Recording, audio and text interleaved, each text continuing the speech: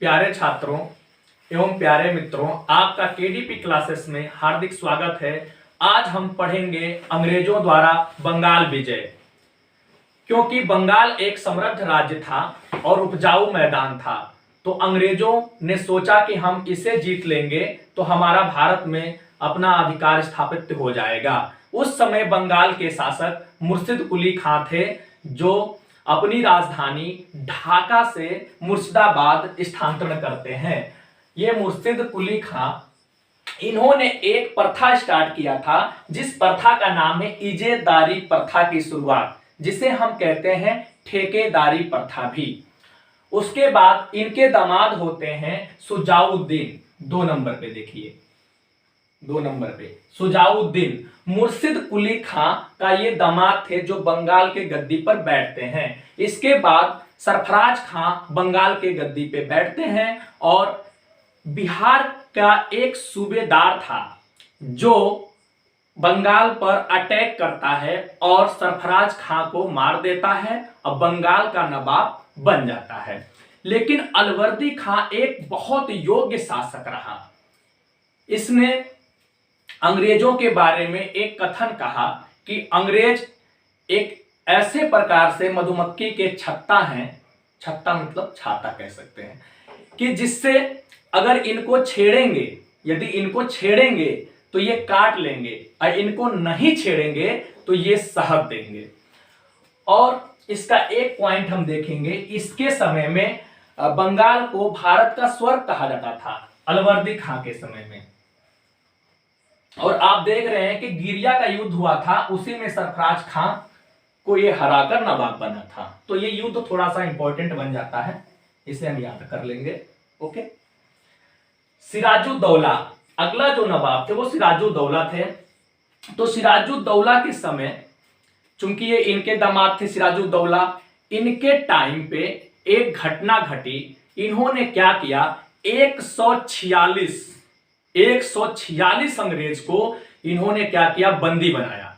और बंदी बना करके एक छोटे से कमरे में ठूस ठूस के भर दिया। और सुबह तक क्या हुआ कि उसमें से कुछ गिने चुने ही अंग्रेज केवल बच पाए थे। तो इससे क्या हुआ, अंग्रेजों के आग लगी अंदर कि अरे ऐसा भी हुआ। तो उन्होंने एक युद्ध लड़ा, जिस युद्ध का नाम है पलासी का युद्ध। उस पलासी के युद्ध में अंग्रेजी सेना का नेतृत्व किसने किया था, अंग्रेजी सेना का नेतृत्व किया था रॉबर्ट क्लाइव। और इधर ये सिराजुद्दौला जो थे, इनको साथ देने वाले तो बहुत लोग थे, लेकिन अंदर से इन्हें धोखा देने वाले भी बहुत लोग थे। जैसे इनके एक मौसी थी घसीटी बेगम, अमीर चंद, इनका खुद का सेनापति मीर जाफर।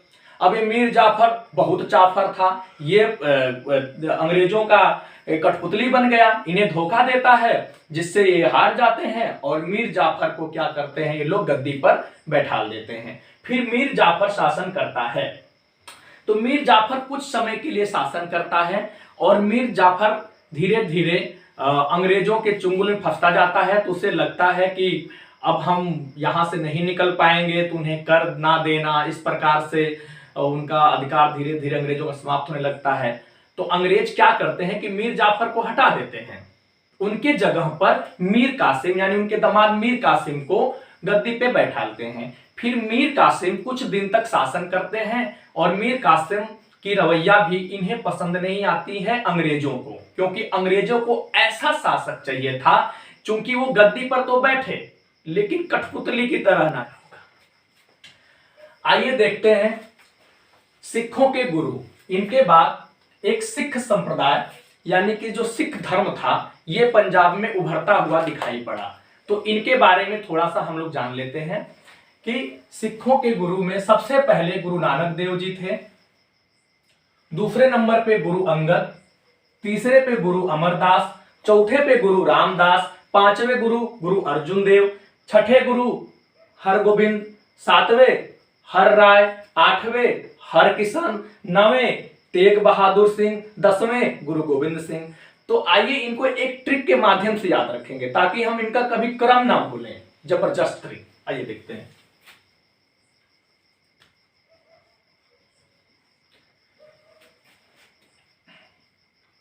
इसे याद रखेंगे नारा 3, इस 3 का कॉन्सेप्ट हर, यानी 3 बार हर हर हर।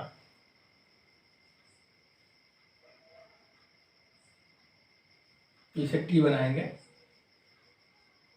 तेज, इसे तेज पढ़ेंगे। नारा हर हर तेज, नारा हर हर तेज। तो इस प्रकार से नारा हर हर हर तेज, यानी देखिए एन से नानक देव, ए से अंगद, ए से अमरदास, आर से रामदास, ए से अर्जुन देव, फिर 3 बार हर हर हर है। तो 3 बार हर हर का मतलब ये हो गया कि एक बार हर से हर गोविंद, एक बार हर से हर राय, एक बार हर से हर किशन, और तेज जो नारा हर हर हर का है वो तेज लगना चाहिए। तो तेज से यानी कि तेग बहादुर, और जी से फिर गोविंद सिंह।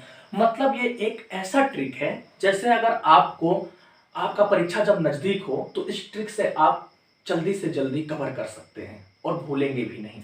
तो आइए देखते हैं इनका कुछ कार्य। जैसे गुरु नानक देव जी ये संस्थापक रहे सिख धर्म के।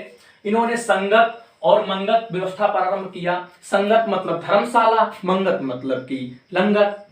ओके, उसके बाद गुरु अंगद ने गुरुमुखी लिपि का इन्होंने शुरुआत किया था। उसके बाद गुरु अमरदास, जो गुरु अमरदास हैं इनका बहुत ही इंपॉर्टेंट रोल होता है, क्योंकि अकबर ने क्या किया था, गोइंदवाला जाकर के भेंट की इनसे, और इनकी पुत्री जो बीबी भानी थी उनको जमीन दिया था।